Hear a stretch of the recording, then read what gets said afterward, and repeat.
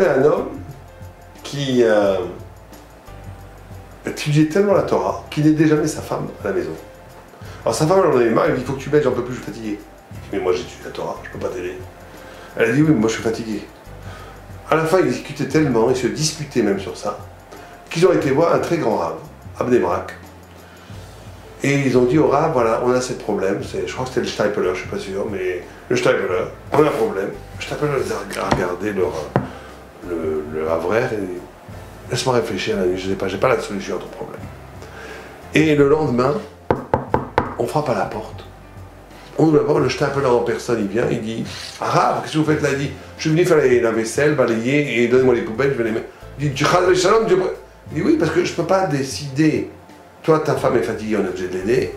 Lui, toi, tu dois étudier, je ne vais pas te faire de bêtises Torah. Et lui, il a dit, et après, bien entendu, il a aidé sa femme. De là, on apprend une chose très importante. Que le Olam Haba se gagne dans les petites choses, pas dans les grandes choses.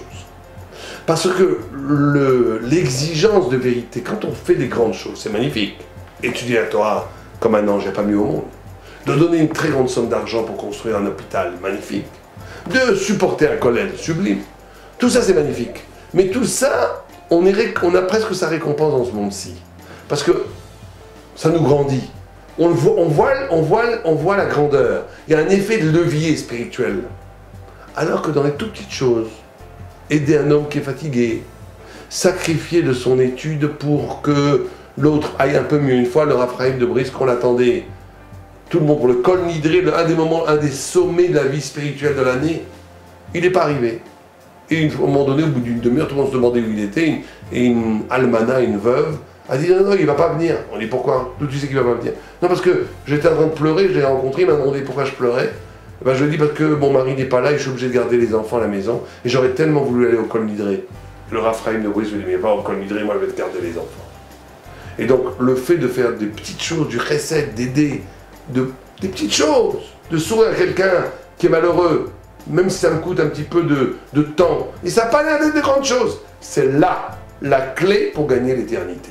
Parce que les grandes choses, c'est évident, il y a un appétit à faire les grandes choses. Les petites choses, les petits efforts qui montrent, ça montre une fidélité à Dieu infiniment plus grande que les grands efforts. C'est ça le paradoxe. C'est que les grands efforts, bien entendu, qu'il faut les faire. Ils sont peut-être même plus importants, puisque c'est les grands efforts qui bâtissent l'autoroute de l'existence et de la vie. Mais les grands efforts, on sait qu'il faut les faire. Et quelque part, on les fait aussi pour bâtir notre vie spirituelle.